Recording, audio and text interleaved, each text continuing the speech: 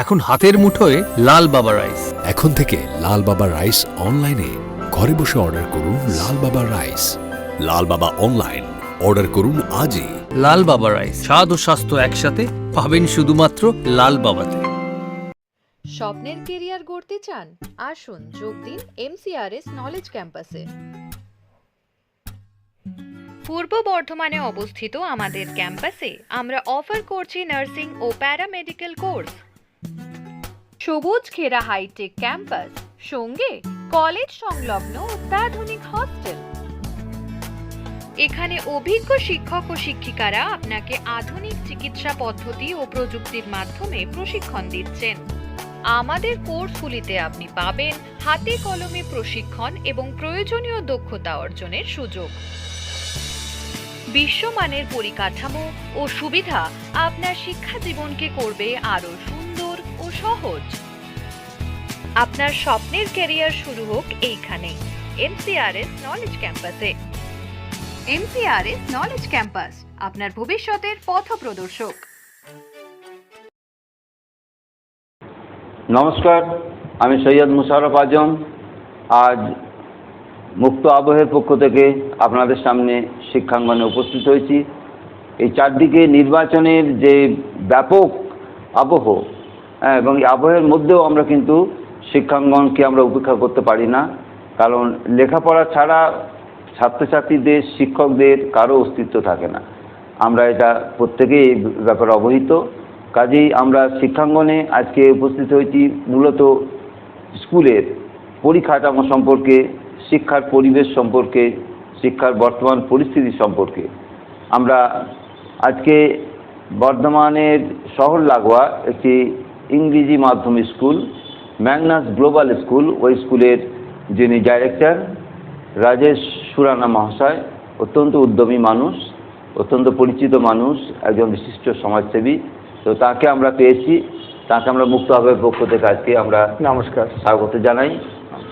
তিনি তার স্কুল সম্পর্কে এবং পাশাপাশি শিক্ষার পরিবেশ সম্পর্কেও আমাদের অত্যন্ত মূল্যবান কিছু উপদেশ দেবেন এবং আমরা নিশ্চয়ই উপকৃত হব, আপনারা উপকৃত হবেন। বিশেষ করে এখন ইংরেজি মাধ্যমে যেখানে রমরমা চারদিকে, তো সেই ব্যাপারে আর বলার অপেক্ষা রাখে না। তো ম্যাগনাস গ্লোবাল স্কুল, এই স্কুলে আপনি ডাইরেক্টর, তো ভালো লাগছে খুবই যে একটা স্কুলে আপনি আপনার নেশা পেশা সব কিছুকেই একটি স্কুলের মধ্যে সমর্পণ করেছেন। এটা অনেকে করে না, একজন নেশা একদিকে থাকে, পেশা একদিকে থাকে। তো এটা খুবই ভালো লাগছে। তা আপনি অনেক ভালো ভালো কাজের সঙ্গে যুক্ত হতে পারছেন বা যুক্ত ছিলেন, কিন্তু স্কুলে একটা স্কুল প্রতিষ্ঠার জন্য এগিয়ে এলেন কেন? আমি আসলে বর্ধমানেই পড়াশোনা করেছিলাম, আমার স্কুলিং বর্ধমানে। কিন্তু তারপর আমি প্রায় 1988 সালে বর্ধমান থেকে চলে যাই আমার উচ্চশিক্ষার জন্য। এবং আমি উচ্চশিক্ষা করে আমি চাকরি করতাম বিভিন্ন জায়গায়, ইন্ডিয়াতে এবং বিদেশে অনেক বছর চাকরি করেছি, 25 বছর চাকরি করেছি। কিন্তু যখন আমি বর্ধমানে আসতাম, আমি শিক্ষা ব্যবস্থাটা যেটা এখানে দেখতাম এবং আমি বিভিন্ন জায়গায় যেখানে আমি থেকেছি আমার কর্মসূত্রে, সেখানকার শিক্ষা ব্যবস্থার সঙ্গে যখন আমি একটা তুলনা করতাম, তখন বুঝতে পারতাম যে আমাদের এখানে একটা চেঞ্জের দরকার আছে, একটা পরিবর্তনের দরকার আছে। এবং পরিবর্তনের দরকারটা হচ্ছে পড়ুয়াদের মাথায় রেখে। একদম, মানে আমাদের এখানে পড়াশোনাটা যেটা আমি বুঝতে পারতাম যে বাচ্চাদের কাছে এত বেশি প্রেশার এবং শুধু একটা মার্কস ওরিয়েন্টেড, যে পরীক্ষায় ভালো করলে সে ভালো, পরীক্ষা খারাপ করলে সেই খারাপ, ওইভাবে পড়াশোনাটাকে কিন্তু অ্যাকচুয়াল পড়াশোনা নয়। যেহেতু আমি ইন্ডিয়াতে এবং বাইরে সব জায়গায় পড়াশোনার সিস্টেম দেখেছি, আমাকে এটা খুব আঘাত করতো এবং সবসময় মনে হতো যে না, যেখানে আমি পড়াশোনা করেছি, যেখানে আমি জন্মেছি, সেই জায়গায় কিছু একটা ভালো পড়াশোনার মাধ্যমে করা। এবং সেই জন্য আমি আমার চাকরি ছেড়ে এবং বর্ধমানে এসে স্কুলটা করেছিলাম। শিকড়ের টান, হ্যাঁ, একদম শিকড়ের টান। এবং মানে নিজের জায়গায় যদি কিছু একটা ভালো করা যায়, তার থেকে ভালো কিছু হতে পারে। একদম সেইটার সূত্রেই আমি আমার খুব ভালো চাকরি সেটা ছেড়ে দিয়ে এসে স্কুলটা করেছিলাম।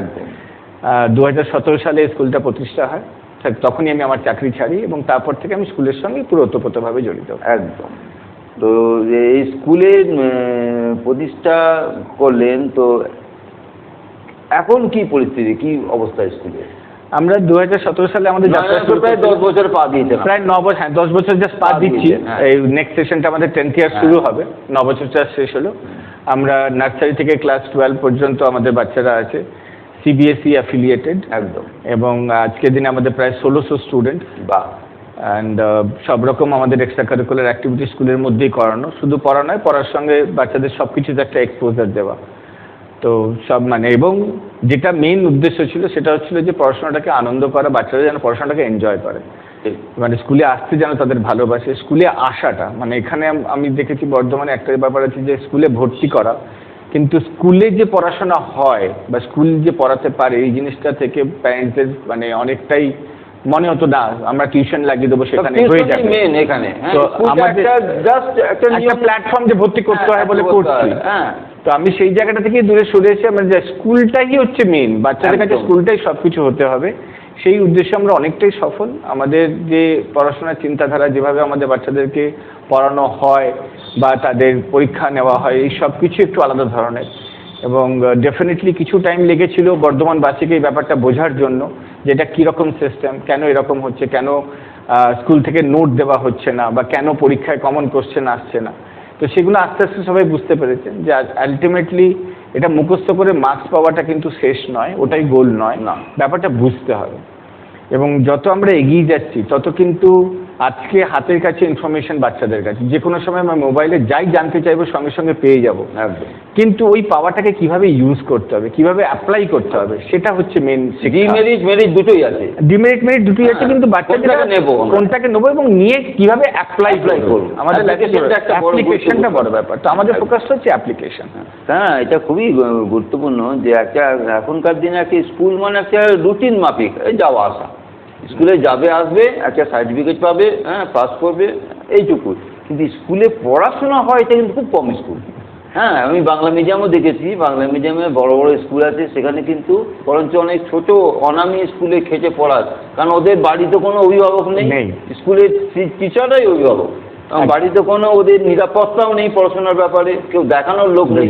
সেই সব জায়গা দেখেছি বাণীপীঠ বা এরকম ধরনের কিছু স্কুল, রাজ স্কুল, হরিজন, হ্যাঁ এরকম তেজগঞ্জ, এসব বেশ কিছু স্কুল আমি দেখেছি, বিদ্যার্থী বয়েজ, হ্যাঁ এগুলো কিন্তু সেই নিরিখে অনেক পিছিয়ে থেকেও হ্যাঁ এদের ছাত্রছাত্রী অনেক ক্ষেত্রেই কম হয়, হ্যাঁ ভর্তি কত কম হচ্ছে ইদানিং।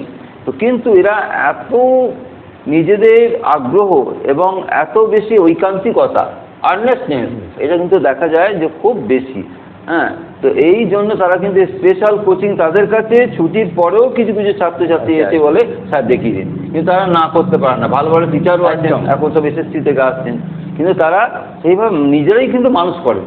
হ্যাঁ, তাদের কিন্তু নিজেদের ছেলে মেয়েদের মতোই যে স্কুলের ছাত্রছাত্রী মানুষ করেন, এটা কিন্তু খুব গর্বের। তো এই অবস্থার মধ্যে কিন্তু খুব কমই এরকম দেখা যায়, কিন্তু বড় বড় স্কুলগুলো, town school, municipal high school, municipal girls বিদ্যার্থী, হ্যাঁ তো সিএমএস, এই স্কুলগুলো যথেষ্ট নাম করা স্কুল। হ্যাঁ, এটা তৈরি হতে একটা সময় লেগেছে অনেক, হ্যাঁ এবং দীর্ঘদিন ধরে প্রতিষ্ঠিত স্কুল। এর মধ্যে টাউন স্কুলের প্রথম রাজ্যের মধ্যে হয়েছে একবার, সিএমএসে একবার কদিন আগে হলো, হ্যাঁ তার মধ্যে আবার টাউন স্কুলে আরও 3-4টে এইচএসএ বা মাধ্যমিকে আরও র্যাঙ্ক করেছে, মোটামুটি 2003 থেকে শুরু, আগেও হয়েছে, তারপর থেকে ধারাবাহিকতা রয়েছে। মিউনিসিপ্যাল বয়েজ স্কুল, হ্যাঁ সেটা মিউনিসিপ্যাল হাই স্কুল নামে পরিচিত, সেই স্কুলে কিন্তু প্রচুর ভালো ভালো ছেলে ভালো র্যাঙ্ক করছে, বিদ্যার্থী গার্লস ভালো র্যাঙ্ক করছে স্টেটের মধ্যে, মিউনিসিপ্যাল গার্লস। তো এরা কিন্তু খুব পিছিয়ে নেই। এবং গ্রামীণ এলাকা, শুধু শহর নয়, গ্রামীণ এলাকাও কিন্তু বর্ধমানে বেশ ভালো ভালো স্কুল আছে। হ্যাঁ, তো আমরা ভাতারে দেখি ভালো স্কুল, মেমারিতে ভালো স্কুল আছে, হ্যাঁ তারপরে মেমারি 2, কালনা, কাটোয়া, এইসব স্কুলগুলো কিন্তু যথেষ্ট ভালো। হ্যাঁ, তো সেই ক্ষেত্রে দেখি যে এরকম এই স্কুলগুলোতে একটা যাওয়া আসা, একটা ভর্তি হতে হয়, একটা সার্টিফিকেট, এরকম কিন্তু অনেকেই গার্জেন বিশেষ করে নামি স্কুলে ওই জন্য ভর্তি করেন, হ্যাঁ বাংলা মিডিয়াম। তো সেগুলো সরকারি স্কুলগুলোতে যে একটা নিরাপত্তা থাকবে, হ্যাঁ কিছু পাওয়াও ব্যাপার আছে, হ্যাঁ মাসে মাইনেটাও একবারই কম, হ্যাঁ 220। তো তারপরে আবার সামান্য 20 থেকে 40, আবার সামান্য যে বিভিন্ন ধরনের বই খাতা, হ্যাঁ বা বিভিন্ন ধরনের স্কুল ড্রেস, হ্যাঁ ব্যাগ, এগুলোও দেওয়া হয়। হ্যাঁ, তো এগুলো কিন্তু খুবই একটা তাৎপর্যবাহী, সরকার যথেষ্ট করছে, এটা কিন্তু ইয়ে করার না। আমরা যখন পড়তাম স্কুলে ছোটবেলা, তখন কোনো স্কুলে মানে এইসব চিন্তা ভাবনাই ছিল না যে কিছু এরকম পাওয়া যাবে। হ্যাঁ, তো নিজের খরচেই সব চলতো। তো যাই হোক, তা এখন তো এই যে একটা স্কুলের কিন্তু একটা রুটিন যাওয়া আসা, এর বাইরে স্কুল ইংলিশ মিডিয়াম স্কুলগুলো সেন্ট জেভিয়ার যথেষ্ট নামি স্কুল, হ্যাঁ, এবং আর পাশাপাশি আরও অনেক স্কুল রয়েছে, হ্যাঁ, কিন্তু সেন্ট পল আছে, হোলি রক আছে, হ্যাঁ, ইস্ট ওয়েস্ট আছে, হ্যাঁ, এবং তারই মাঝে আপনার একটা ম্যাগনাস গ্লোবাল স্কুল, হ্যাঁ, এতগুলো স্কুল থাকা সত্ত্বেও ইংরেজি মাধ্যম আপনারা এই স্কুলের জন্য এত আগ্রহী হলেন কেন? দেখুন, যেটা দরকার মানে ডেফিনেটলি আমি কোনো স্কুলকেই বলবো না, প্রত্যেকটা স্কুলের নিজস্ব বিশেষতা আছে, প্রত্যেকটা স্কুলের নিজস্বতা আছে ডেফিনেটলি। আমরা যেটা চেয়েছিলাম, আমার যেটা মেন বলছিলাম যে আমি যেটা দেখেছিলাম এখানে মার্কসটাই সবার কাছে প্রাধান্য হয়ে পড়ে এবং পড়াশোনাটা হয়ে যায় যে স্কুল থেকে আমরা নোটস দিয়ে দিলাম, বাচ্চারা সেগুলোই মুখস্থ করলো, সেখান থেকেই পরীক্ষায় কোশ্চেন এলো, বাচ্চারা সেখান থেকেই পরীক্ষা দিল এবং তার ভালো মার্কস পেলো এবং তাতে সবাই খুশি হয়ে যায়, প্যারেন্টসও খুশি, বাচ্চাও খুশি, টিচাররাও খুশি। কিন্তু at the end of the day বাচ্চা শিখলোটা কি? কারণ সে তো ওই নোট দেখেই পরীক্ষায় গিয়ে লিখলো। সুতরাং আমাদের যেটা নিজস্বতা বিশেষতা সেটা হচ্ছে যে আমাদের এখানে কিন্তু পরীক্ষায় এমনও একটাও কোশ্চেন আসে না যেটা স্কুলে আগে থেকে করানো হয়েছে বা বইয়ে আছে। যেটা আসে সেটা হচ্ছে বইয়ে যে চ্যাপ্টারটা আছে বা যে কনসেপ্টটা আছে সেই কনসেপ্টের উপর পরীক্ষায় কোশ্চেনপত্র আসবে। এরকম একই ধরনের হয়তো স্কুলে করানো হবে বা তাকে সেই নিজে থেকে যদি চ্যাপ্টারটা পড়ে এবং কনসেপ্টটা বোঝে সে যে কোনো অ্যান্সার করতে পারবে। আমাদের দেখুন জীবনে কোনো কিছুই যেটা সামনে হতে চলেছে আমরা আগে থেকে জানতে পারি না, তাহলে পরীক্ষায় কেন হবে যে আমরা আগে থেকে কোশ্চেন জানতে পারবো? সুতরাং সেই হিসেবে আমরা ওইভাবেই পড়াশোনাটা করানো হয় যাতে বাচ্চারা জিনিসটা বোঝে এবং তাদের সামনে যাই কোশ্চেন আসুক না কেন সেটাকে উত্তর দিতে পারবে। তো সেটাই হচ্ছে মেন ব্যাপার এবং এতে ট্রু রিফ্লেকশন একটা বাচ্চা কতটা নিতে পারছে কতটা পারছে না তার সে যখন একটা মার্কসে পাচ্ছে সেখানে কিন্তু সেটা ট্রু রিফ্লেকশন হচ্ছে। তো সেক্ষেত্রে এটা কিন্তু খুবই তাৎপর্যপূর্ণ আপনার মন্তব্যটা। তো আমি নিজে একটা কলেজে পড়াই, হ্যাঁ, তো সেখানে আমি দেখেছি আজকাল ছেলেরা কিন্তু শিখতে চায় না, খুব কম। হ্যাঁ, আমি যদি নোট দিয়ে দিই, যেদিন বলবো যে আজ নোট দেবো সব চলে আসবে, হ্যাঁ, একদম কেউ বাদ যাবে না এবং ফোনেও বলবে স্যার আজকে আসবেন তো, হ্যাঁ, এরকম। কিন্তু যদি পড়াই, হ্যাঁ, যে আজকে ভালো করে একটু শেখাই, সেদিন কিন্তু উপস্থিতি খুব কম। এটা কিন্তু খুবই একটা এই যে একটা মানুষের একটা ধারণা, হ্যাঁ, একটা যে এরকম দীর্ঘদিন ধরে, আজকে নয় বেশ কিছুদিন ধরে যা বছরের বছর চলে আসছে, যে শেখার একটা আগ্রহ নেই, যে ভালো জিনিসটা শিখবো, ভালো করে জানবো, বুঝবো। যে কোনো ক্ষেত্রে এখন যে ভালো করে সে শিখে না, যে কোনো প্রশ্নের উত্তর দিতে পারবে। একটা চ্যাপ্টার যদি আমি এটা ভালো করে আমি খুব গভীরে পড়াই, হ্যাঁ, তো সেখানে যদি কি মানে ছেলেমেয়েরা কলেজে যদি একটুখানি ভালো করে শিখে নেয়, আমি যদি বলি যে তোরা যেগুলো আনসিন বা আননোন যেগুলো প্রশ্ন আসবে, হ্যাঁ, যে আননোন চ্যাপ্টার থেকে যদি কোনো প্রশ্ন আসে তো সেই কোশ্চেনগুলো কিন্তু তোরা অ্যান্সার দিতে পারবি, কারণ তোদের কনসেপ্টটা তৈরি হয়ে যাচ্ছে। কিন্তু কনসেপ্টটা নিতে চায় না, ম্যাক্সিমাম ওই নোট কেন্দ্রিক পড়ায় গিয়ে করে সব অনেক টিচার আছে, হ্যাঁ, শুধু নোট দিয়ে দেয় পড়িয়ে দেয়, হ্যাঁ, এরকম। তো সেই কেন্দ্রিক নোট কেন্দ্রিক পড়াশোনা হয়ে গেছে, কিন্তু খুব ভয়াবহ। কারণ এটা আসলে মানে স্কুলিং সিস্টেম থেকে তারা এইভাবেই হয়ে এসছে, বা যারা যখন কলেজে যাচ্ছে চেঞ্জ করা খুব মুশকিল হচ্ছে। মানে এটা আমাদের কাছে যেটা সবচেয়ে বড় চ্যালেঞ্জ হয় যে আমাদের টিচারদেরকে এই আমাদের কনসেপ্টে মোল্ড করা, কারণ তারাও এই নোট সিস্টেমেই পড়ে এসছে একদম, এবং তাদেরকে যখন আমাদের পুরো সিস্টেমটাকে অ্যাডপ্ট করতে হয় তাদেরও অনেক এফোর্ট দিতে হয়। সেই জন্য আমাদের স্কুলে টিচারদের কাজের টাইমিংটাও বেশি, কাজের এফোর্টটাও অনেক বেশি, এবং টিচারদের সত্যি খাটতে হয়। কারণ না খাটলে একটা 40 মিনিটের ক্লাস নিতে গেলে টিচারকে অ্যাটলিস্ট 2-3 ঘন্টা টাইম তার আগে স্পেন্ড করতে হবে। একদম। তো সেটা আমাদের স্কুলের বিশেষতা যে টিচারদের ক্লাসটা কি হবে। অনেক টিচার আছে আমি দেখেছি, আমি একজন প্রফেসর ছিলেন কল্যাণ ভট্টাচার্য, তিনি আমাকে বলতেন যে মোশাররফ আমি আজকে পড়তে পারলাম না। একদিন আমার বাড়িতে যেতাম মাঝে মাঝে, খুব গুণী মানুষ, তো লেখাও দিতেন, বিভিন্ন আলোচনা করতেন, খুব নামকরা একজন অধ্যাপক ছিলেন। তো তিনি বলতেন যে মোশাররফ আজকে আমি কিন্তু পড়তে পারলাম না, কালকে একটা অপরাধী হয়ে যাবো, কি পড়াবো। আচ্ছা, ওনার কোনো পড়ার দরকার নেই, এত জ্ঞান। হ্যাঁ, তখন আমি দেখতাম যে অবাক হয়ে যেতাম যে এই মানুষটা এরকম বলছে যে আজকে পড়ালাম না, কালকে ইউনিভার্সিটিতে গিয়ে কলেজে কি পড়াবো। হ্যাঁ, তো সবসময় প্রস্তুত থাকতে হবে, অনেকটা এগিয়ে থাকতে হবে, আমাকে এই প্রশ্ন আমাকে জানতে পারি ছাত্ররা, ঠিক নেই তাদের ইচ্ছে। তো এই জিনিসটা ঠিকই, কারণ আমি সত্যি আমরা বাচ্চা স্কুল লাইফে কোনো টিউশন নিইনি, বাবা নিজে টিচার ছিলেন, হ্যাঁ, যেটুকু দেখার সময় বাকি সব আমাদের নিজেদেরই বলতে নিজেরাই পড়, হ্যাঁ, একটা ওই মাথা ঢুকিয়ে দেওয়া, হ্যাঁ, যেরকম। সেক্ষেত্রে আমার খুব ভালো লাগে যে আমি এইচএস পরীক্ষা যখন দিয়েছি, সবাই যখন মাথা নিচু করে বসে আছে, মানে 80% তখন ইংলিশে ফেল করে, হ্যাঁ, তো তখন দেখেছি আমি দিব্যি খুব কম বয়সে পড়েছি, কিন্তু দিব্যি লিখে আছি। তো সিএমএস স্কুলে সিট পড়েছিল, সিরাজ স্যার বলছেন যে এই বাচ্চা ছেলেটা এত সুন্দর লিখছে, তো বসাচ্ছিস কেন? তখন যে স্যার ও মন থেকে লিখছে। ওই তো সেটাও তো বড় জিনিস। তো আমাকে স্যার বড় জিনিস ওটাই, মন থেকে লেখাটাই। স্যার বললেন আমাকে যে হ্যাঁ রে বাবা, তো তুই এত সুন্দর লিখছিস, সব তো বসে আছে, আজকে তুই কাউরি তো কোনো স্যারেরই তো সাজেশন ইয়ে করেনি, হ্যাঁ আসেনি কো, তো তুই আমাকে, আমি তো কাউকে কিছু পড়ি না, ওই জন্য আমার কোনো ভয়ই নেই। তা আমি প্রত্যেকটা ইয়েকে, হ্যাঁ যেগুলো অ্যান্সার দিচ্ছি, আমি প্রথম বাংলা করছি, সেগুলো ইংলিশে করছি। বুঝে বাহ, সুন্দর তো সিস্টেম, আমি ওগুলো করে ধীরে ধীরে করে যাচ্ছি। আমি কিন্তু কোনো মুখস্থ করি, নোট মুখস্থ করি আগে। যে এই একটা জিনিস, যে ছোটো থেকে আমি বাংলা ইংরেজি এগুলো নিজে লিখতে পারতাম, নিজে লেখার একটা ক্ষমতা আছে, আইডিয়া আছে। তা এখনো পর্যন্ত আমি দেখি যে নিজে বিভিন্ন পত্রপত্রিকায় নিজে যেমন লিখি, হ্যাঁ ক্লাসেও কোনো বই নোট দেখে পড়াই না, হ্যাঁ ক্লাসে একদম পুরো সরলি নিজের মন থেকে পড়াই, হ্যাঁ। এবং নিজে আমার একটা সবচেয়ে মানে প্রত্যেকে আপনাদের বাবা মা আশীর্বাদে আমার একটা জিনিস পেয়েছি, যে কোনো বিষয়ের উপর আমি বলতে পারি, যে কোনো জায়গায় আমাকে যে কোনো বিষয়ের উপর বলে আমি 0.5 ঘন্টা বলে দেবো। হ্যাঁ, কিন্তু টিচারের এটা তো আসে যখন আপনি বেশি পড়াশোনা করবেন এবং ডিফারেন্ট জিনিস, একদম মানে আমাদের রিডিং হ্যাবিটটা সবসময় এইটা আমাদের শুধু এই বই কেন্দ্রিক পড়াশোনাটা তো আমরা সেটাই প্যারেন্টসদের সবসময় বলি যে বাচ্চাকে অ্যাটলিস্ট রোজ 0.5 ঘন্টা গল্প বই পড়তে মানে পড়াশোনা থেকে বাইরে অন্য বিষয়ে অনেক পড়ার আছে, তাতে অনেক কিছু হয়ে যাবে, অনেক পড়ার আছে। শুধু বইটা পড়ে উগলে দেওয়া, পরীক্ষায় গিয়ে ওই পড়ে করে ইয়ে করে দিলাম, এটা হয় না। তো এই করে কিন্তু এসে ভবিষ্যতে একটা ছেলেকে আমি দেখেছি, একজন, আমি একটা অডিশনে একটা জায়গায় আমি গিয়ে কলকাতা অডিশনে ভালো জায়গায় চান্স পেয়েছিলাম, কিন্তু শেষকাল আমার বর্ধমান থেকে যাতায়াত এবং পারিবারিক কিছু অসুবিধার জন্য ওখানে যায়নি।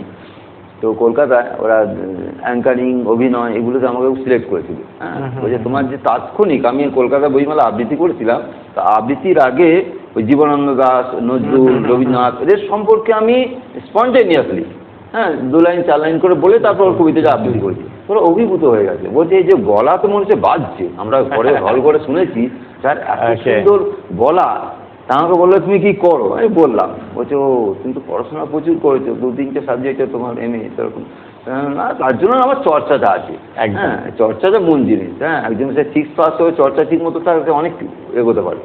তো বলছে না খুব ভালো, আমরা তোমার খুব গলা খুব ভালো, এত সুন্দর, এবং তুমি যে স্পন্টেনিয়াসলি কিছু বলা, এটা অভিনয়ের ক্ষেত্রে, অ্যাঙ্কারিংয়ের ক্ষেত্রে খুব গুরুত্বপূর্ণ। আমি নিজে এখন অ্যাঙ্কারিং করি অনেক জায়গায়, আগে নাট্যপর্য খুবই করতাম, তো এখন কাজের দিয়েছে চাপে হয় না। তো যাই হোক, তো সেক্ষেত্রে দেখেছি যে এই বলা, হ্যাঁ এই যে কিছু স্পন্টেনিয়াসলি বলতে পারা কয়েকটা মানুষের মধ্যে, হ্যাঁ অনেক ছাত্রছাত্রীর মধ্যে, হ্যাঁ আমি কলেজ সোশ্যাল হলে বলি, হ্যাঁ ইউনিভার্সিটিতে আমাকে ভাষা দিবসে প্রতি বছরই বলতে বলি, তো খুব ভালো লাগে যে কোনো বিষয় নিয়ে একটু বলা। একটা টিচার জানবে না, একজন টিচার যে স্কুল হোক, কলেজ হোক, বিশ্ববিদ্যালয় হোক, এখন দেখেছি যে নোট ছাড়া সে কথা বলতে পারে না। অনেক টিচার আছে, খুব লজ্জা লাগে নিজেকে। আমরা তো অত বড় টিচার নই, কিন্তু অনেক বড় বড় নাম করা টিচার আছে সেরকম। হ্যাঁ, তো তাদের দেখেছি তারা যে একটা নির্দিষ্ট ওই পড়ার বাইরে যে জিনিসটা পড়ার ওর বাইরে বেরোতে পারে না, এটা খুব দুর্ভাগ্যজনক। একটা জায়গায় বর্ধমানে একটা অডিশন হচ্ছে গানের, তা একজন, অনেকে আসছে, কলকাতার জাজেসরা আছেন। তো আমি সাংবাদিকতার সূত্রে, হ্যাঁ সবাই জানে আমি দৈনিক পত্রিকা দীর্ঘদিন ধরে সাংবাদিকতা করি, তো সেখানে আমি গেছি। তো গিয়ে বসেছি, তো তখন দেখছি যে প্রত্যেকে আসছে, অডিশন দিচ্ছে, চলে আসছে। কেউ ট্র্যাকে গাইছে, কেউ হারমোনিয়াম বাজাচ্ছে, কেউ মিউজিশিয়ান নিয়ে এসছে, হ্যাঁ এরকম। তো মিউজিশিয়ান ওখানে রয়েছে। তো একটা মেয়ে এলো, এসে তখন বলছে যেরকম আমি গান করবো। যে তুমি গান করবে, তুমি হারমোনিয়াম বাজাতে যাও না? বলছে না, হারমোনিয়াম বাজে। বলছে আমার এই ডিগ্রি আছে, অমুক ডিগ্রি আছে, এত 3-4টে ডিগ্রি বলে দিল। হ্যাঁ 5th ইয়ার 6th ইয়ার কী সব আছে। তো বলছে তুমি গাইতে পারো তো? বলছে হ্যাঁ। হ্যাঁ, জাজ সাহেব বললেন যে তুমি নিজে, বলছে আমি ট্র্যাকে ইয়ে করবো, হ্যাঁ গাইবো, হারমোনিয়াম বাজাবো না। হ্যাঁ, তো তুমি গাইতে পারো? বলছে হ্যাঁ আমি গাইতে পারি। আমার দেখেছেন কত ডিগ্রি কোয়ালিফিকেশন। তো আমি বলছি দেখো তোমার গায়কই যাই বলে দেবে তুমি কতদূর কি জানো না জানো। একদম, হ্যাঁ একজন ছাত্র, সে একটা সাবজেক্টে সে হয়তো মাস কম পড়লো, বা সে বাংলা পড়লো, হ্যাঁ বা সে ইঞ্জিনিয়ারিং পড়লো, পড়ে করে দেখা যাবে সে কর্মক্ষেত্রে কতটা সফল, কাজ করতে গিয়ে সেটা অ্যাপ্লিকেশনটা কীরকম। সে যদি সেখানে দেখা যায় যে সে কাজ করতে গিয়ে যে বিষয়ের উপর পড়েছে সে বিষয়ে এগোতেই পারছে না, শুধু থিওরিটা মাথায় আছে, প্র্যাকটিক্যাল নলেজ নেই, সে কিন্তু ব্যর্থ। পুরো ব্যর্থ।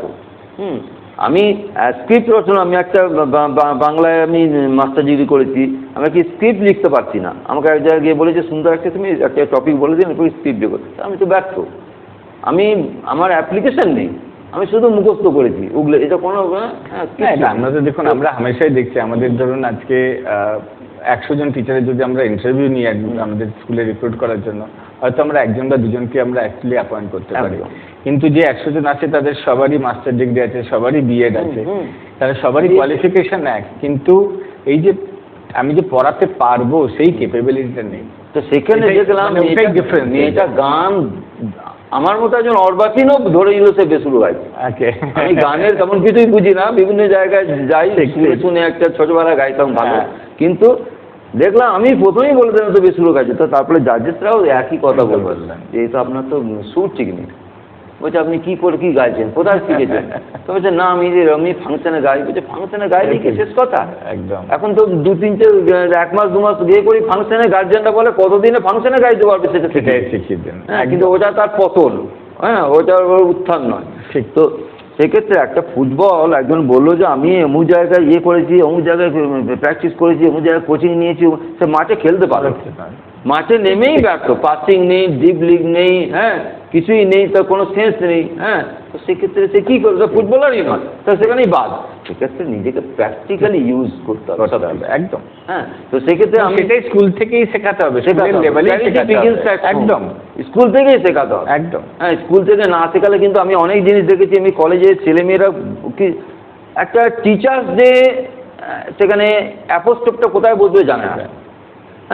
তো সেখানে খুব খারাপ লাগে। স্টুডেন্টস উইক, স্টুডেন্ট উইক লিখছে, আমি স্টুডেন্ট প্লুরাল নয়, স্টুডেন্টস উইক হবে, সেখান থেকে সেটা লিখতে পারে না। তো সেগুলো আমরা স্কুল থেকে শেখাতে হবে কথা।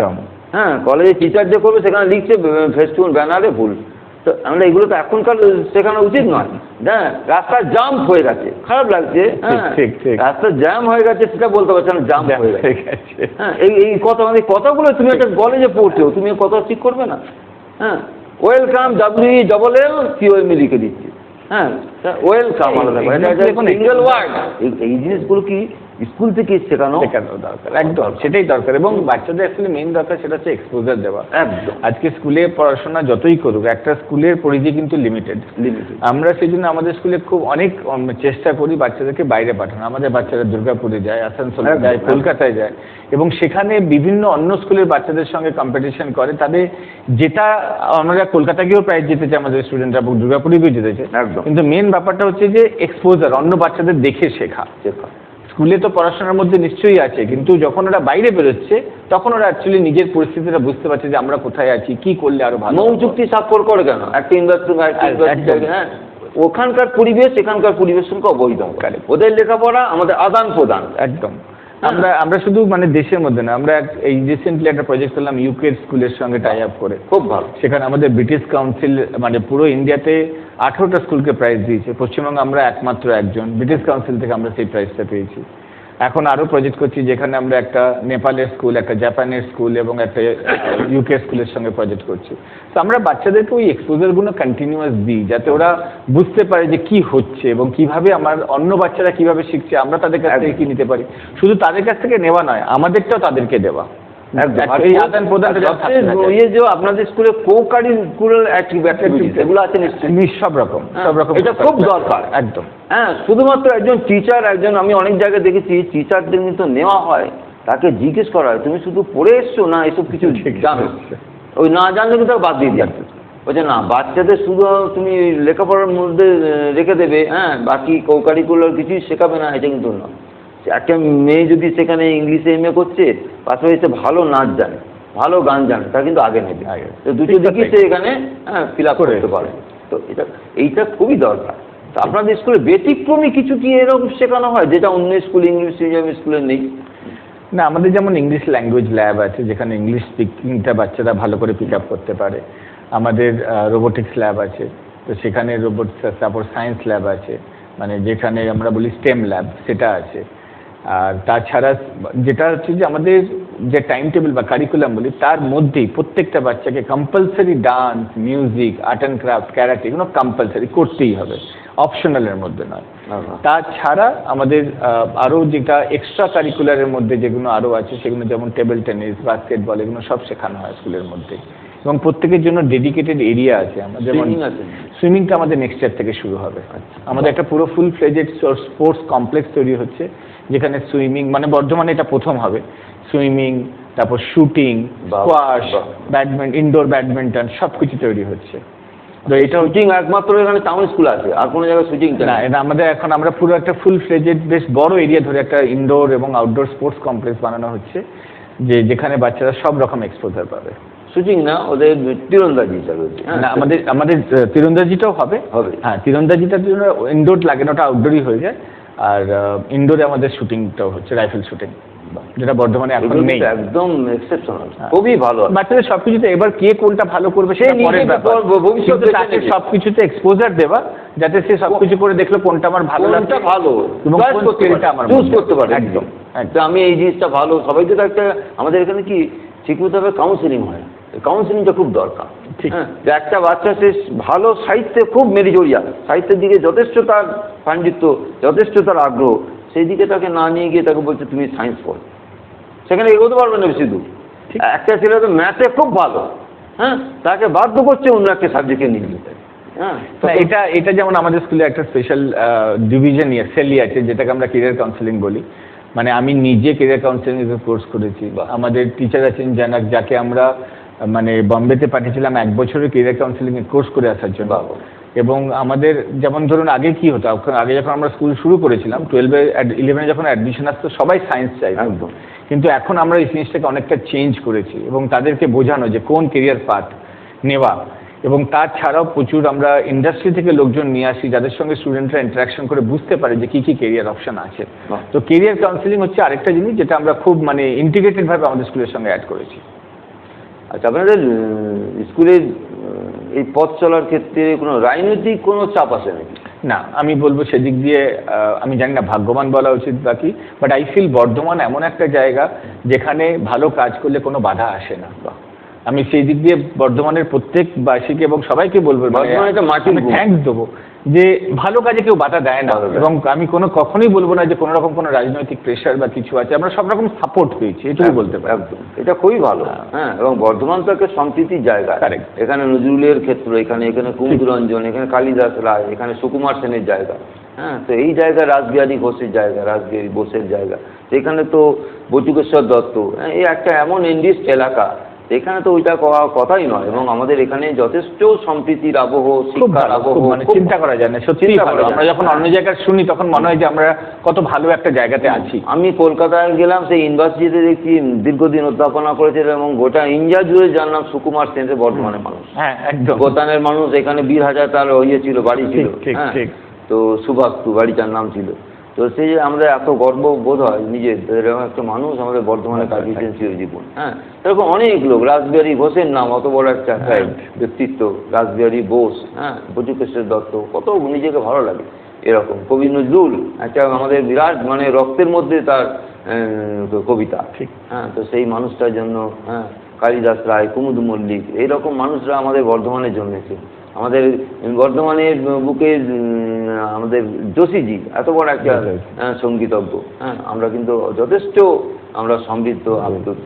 তো সব দিক, শিক্ষা, সঙ্গীত, সাহিত্য, হ্যাঁ, এবং আমাদের বিপ্লবী চিন্তাধারা, হ্যাঁ, আমাদের দেশ চেতনা, হ্যাঁ, দেশের প্রতি যে আনুগত্য, যে ভালোবাসা, হ্যাঁ, এইগুলো কিন্তু আমাদের শিখিয়েছে বর্ধমানের মাটি, বর্ধমানের শিকড়, বর্ধমানের মানুষ, আমাদের পূর্বসূরীরা। সেটা আমরা খুবই গর্বিত, আনন্দিত। তো এইটা কিন্তু বর্ধমান পরিবেশ আমাদের যথেষ্ট উন্নত, হ্যাঁ, যথেষ্ট ভালো পরিবেশ। তো বর্ধমান কাউকে সবসময় রক্ষা করে, বর্ধমান কাউকে ধ্বংস হতে পারে না, হ্যাঁ, ধ্বংস করে না। তো এই ক্ষেত্রে আপনাদের স্কুলে আমি দেখেছি মাত্র 10 বছরের মধ্যে অনেক বাঘা স্কুলকে কিন্তু মোটামুটি অনেকটা বিট করে এগিয়ে গেল। হ্যাঁ, এটা একটা কিন্তু দেখুন, আমি জাদু বলে এটা আমি এখানে সম্ভব? বিট করার কথাটা বলবো না, আমি আবার সেটা একটাই বলবো, প্রত্যেকটা স্কুলের নিজস্বতা আছে। আছে। আমিও জানি যে আমি যতই যেভাবেই করি, আমি বর্ধমানের সব স্টুডেন্টকে তো আমি স্কুলে পড়াতে পারবো না। আমি শুধু চাই যে আমরা যে ভালো জিনিসগুলো করছি সেগুলো অ্যাজ এ স্প্রেড করুক, যাতে বর্ধমানটা উপরে ওঠে। ছাত্রছাত্রী বিরাট একটা 1600 আমি চাই এর মধ্যেই আমরা যেটা করছি সেটা অন্য স্কুলগুলো অ্যাডপ্ট করুক এবং বর্ধমানটা উপরে উঠুক। একদম। আমার স্কুল শুধু একটা রাস্তা দেখাতে পারে, আমি তো সবাইকে পড়াতে পারবো না, কিন্তু কিছু কিছু জিনিস যেটা আমরা করছি সেটা যদি অন্য স্কুলে অ্যাডপ্ট করে তাহলে কি হবে, বর্ধমানের শিক্ষার পরিবেশটা আরো অনেক ভালো হবে, বাচ্চারা ভালো হবে এবং অন্য জায়গায় গিয়ে বর্ধমানের নামটাকে আরো বেশি, ওটাই আমরা চাইছি যে আরো ভালো হোক, ওভারঅল পড়াশোনাটা বাচ্চাদের যেটা দরকার সেটা যেন পায়। একদম একদম। হ্যাঁ, বর্ধমানকে আমরা মানে ভারত সবার মানে আসনে শ্রেষ্ঠ হবে, হ্যাঁ সেই জায়গায় আমরা যদি বর্ধমানকে যদি বিশ্বর দরবারে উন্নীত করতে পারি, হ্যাঁ তো এটা একটা বিশাল ব্যাপার। হ্যাঁ সেটাই। তো আমরা সত্যি এটা যে আমরা একটু খুবই গর্বিত যে এরকম আপনার একটা সুন্দর একটা প্রচেষ্টা চালিয়ে যাচ্ছেন। হ্যাঁ, তো এই যে প্রচেষ্টা, হ্যাঁ এটার ক্ষেত্রে আপনার সমাজসেবার ক্ষেত্রে একটা সমাজসেবা বলা যায়। হ্যাঁ, আপনার বাবা রায়চাঁদ সুরানা একজন নামকরা সমাজসেবী, তিনি একটি স্কুল, প্রতিবন্ধিতা একটি স্কুল, চ্যালেঞ্জ যেটা একটি স্কুল তিনি পরিচালনা করেন দীর্ঘদিন ধরে, এবং প্রথমটা তিনিই বর্ধমানে করেছিলেন, সেটা কেউ আগে ভাবেনি। তো এটা কিন্তু খুবই উল্লেখযোগ্য। তো তারই উত্তরসূরি আপনি আরেকটা একটি স্কুলকে সুন্দরভাবে প্রতিষ্ঠা করছেন, এবং এই পথ চলা যে এত সুগম, হ্যাঁ এত সুন্দর, এত পরিচ্ছন্ন এবং একটা ব্যতিক্রমী, এটা কিন্তু আমাদের খুবই গর্বিত করে যে ম্যাগনাস গ্লোবাল স্কুল যে কোনো বইমেলাও দেখি তাদের স্টল, হ্যাঁ তা যে কোনো কালচারাল ইয়েতে ওরা অ্যাটমসফিয়ারে তাদের দেখি অ্যাপিয়ারেন্স হতে। হ্যাঁ, তো এই ক্ষেত্রে আপনাদের স্পোর্টস, আপনাদের মাঠ নিজস্ব আছে? আমাদের 10 একর জায়গার উপর আছে, নিজস্ব মাঠ আছে আমাদের, বেশ বড় মাঠ, বড় ফুল সাইজের খেলাধুলা, সব ধরনের খেলাধুলা করার সুযোগ আছে বাচ্চাদের। বাহ, এটা কিন্তু খুব খুব আমাদের স্কুলের বিল্ডিং, ক্লাসরুম সবকিছু হচ্ছে ওপেন এরিয়ার মতো। আমার উদ্দেশ্য, যখন আমি বিল্ডিংটা ডিজাইন করেছিলাম, এটাই উদ্দেশ্য ছিল বাচ্চাদের যেন একটা খোলামেলা পরিবেশ পায়, যে সেলাই বাক্স যেন না হয়। আমরা সেই জন্য লিমিট রাখি যে আমাদের কোনো ক্লাসরুমে 40-এর বেশি স্টুডেন্ট থাকে না, এবং ওই একদম পুরো ওইভাবেই করা হয় যাতে ফ্রি হওয়ার প্রতি ঠিকমতো অ্যাটেনশন দেওয়া সম্ভব হবে না। আমাদের বাসে যেমন বাচ্চারা দাঁড়িয়ে আসে না, এক্সট্রা সিট আমরা যে কটা সিট তার বেশি বাচ্চা নিই না, সব কিছু একদম পুরো সুযোগ সুবিধাটা যেন বাচ্চারা সবসময় পায়, তারা যেন স্কুলে আসতে আনন্দ পায়। একটা বাচ্চা স্কুলে যদি আসে তার পড়াশোনাটা অটোমেটিক্যালি হবে, এবং স্কুলে আসাতে যদি ভালো লাগে পড়াশোনা তো হয়েই যাবে, ভালো লাগতে হবে। সকালবেলা উঠে যেন বলে আমি স্কুল যাব, এবং আমাদের ওটাই অ্যাচিভমেন্ট, আমাদের বাচ্চাগুলো সকালবেলা উঠে ওটাই সন্তুষ্টি আবার কি, হ্যাঁ যে আমাদের স্কুলে ছেলেরা আসছে, স্কুলে রেগুলার আসুক, একদম এটা। হ্যাঁ, তো এইটা খুব ভালো যে জিনিস, যে একটা স্কুলে একটা ভালোবাসার জায়গা তৈরি করা, একটা আনন্দের জায়গা, পরিসর তৈরি করা, একটা ওই স্কুলকে একটা বদ্ধ জায়গা, বদ্ধ কারাগার না তৈরি করে। অনেকে আছে স্কুল যেতেই ভয় পায়, এমন একটা এসেই হয়তো পড়া এমনভাবে পড়া ধরাবে, এই হবে, এই করবে, হ্যাঁ তা নয়। আমি কি জানি, সে ছাত্ররা কি জানে সেটা নয়, হ্যাঁ ছাত্ররা কি জানে বা আমি কতটা জানি সেটা না, তাদেরকে জানাতে হবে। আমাদের যেটা মেন হচ্ছে যে থিঙ্কিং মাইন্ড, যে বাচ্চাদেরকে থিঙ্ক করতে ইন্সপায়ার করে, একদম শুধু তাকে পড়িয়ে চলে এলাম সেটা নয়, তার কাছ থেকে জিনিসটাকে না একদম না। আমাদের যেটা মেন আমরা করি সেটা হচ্ছে থিঙ্কিং মাইন্ড, যে বাচ্চাদেরকে থিঙ্ক করো, বাচ্চাদেরকে তুমি অপশন নিজে থেকে দাও না, বাচ্চাদের কাছ থেকে 5টা অপশন তৈরি করো, এবার সে নিজে কিন্তু অটোমেটিক্যালি এগিয়ে যাবে। হ্যাঁ, তাকে পাশ থেকে যা কোচ তাকে খেলে দিতে পারে না, কিন্তু পাশ থেকে কোথায় ভুলটা হচ্ছে, কি হবে, এগোবে, সেইটুকু তাকে দেখি দিক নির্দেশ করতে পারে। হ্যাঁ, তো এইটাই খুব সুন্দর একটা পরিবেশ। তো ভারত আবার জগৎ সবাই শ্রেষ্ঠ আসন লাভে, যেটা আমরা কবি বলেছেন। তো সেক্ষেত্রে আমরা এটাও বলতে পারি ম্যাগনাস গ্লোবাল স্কুল, হ্যাঁ যেভাবে এগোচ্ছে, যে সুন্দর হবে তার পথ চলা। হ্যাঁ, তো স্কুল আমাদের রাজেশ সুরানা, হ্যাঁ রায়চাঁদ সুরানার উত্তরসূরি, যোগ্য উত্তরসূরি, এবং এই রাজেশ বাবু যে একটা দীর্ঘ নিজের কেরিয়ার গঠন করতে পারলেন, হ্যাঁ সেইটা কিন্তু তিনি তুচ্ছ করে, হ্যাঁ নিজের কেরিয়ার না হয়ে তিনি একটি স্কুলকে এত সুন্দরভাবে তৈরি করেছেন বর্ধমানের বুকে, যেটা আমাদের গর্ব, আমাদের অহংকার। হ্যাঁ, এবং ভবিষ্যৎ এই স্কুল অনেক স্কুলকে পথ দেখাবে, হ্যাঁ এই আশা রাখি, এবং অনেক অভিভাবককেও পথ দেখাবে এই আশা রাখি, যে মানুষের মধ্যে একটা সুন্দর চেতনা, সুন্দর একটা আবহ তৈরি করা, হ্যাঁ, এই যে চেতনা জাগানোটাই সবচেয়ে আজকালকার দিনে কঠিন কাজ। এই ছাত্রছাত্রীদের মধ্যে একটা নতুন তাদের প্রতিভা বিকাশের একটা জায়গা, সুন্দর ক্ষেত্র তৈরি করে দেওয়া, হ্যাঁ, এটা কিন্তু তারা করে চলেছেন। মাত্র 10 বছরে পা পড়লো, 10-এ পা, এর মধ্যেই কিন্তু স্কুল যথেষ্ট উন্নত হয়েছে, যথেষ্ট সমৃদ্ধ হয়েছে এবং একটা শুধু বর্ধমান নয়, পশ্চিমবঙ্গ নয়, হ্যাঁ, আশা করি ভবিষ্যতে ভারত এবং বিশ্বের দরবারে এই স্কুল একটা বিশেষ জায়গায় উন্নীত হবে এবং আমরা প্রত্যেকেই এর জন্য গর্ববোধ করব। নমস্কার, আপনার সামনে এতক্ষণ ছিলাম আমি সৈয়দ মোশাররফ আজম এবং ছিলেন ডাইরেক্টর ম্যাগনাস গ্লোবাল স্কুল। আমরা আপনাদের কাছে এতক্ষণ যে বিষয়গুলি বললাম এ নিয়ে আবার হয়তো আলোচনায় আসবো পরে কোনো সময় সুযোগ হলে। আজকে আমরা এখানেই বিদায় নিচ্ছি। নমস্কার, ভালো থাকবেন।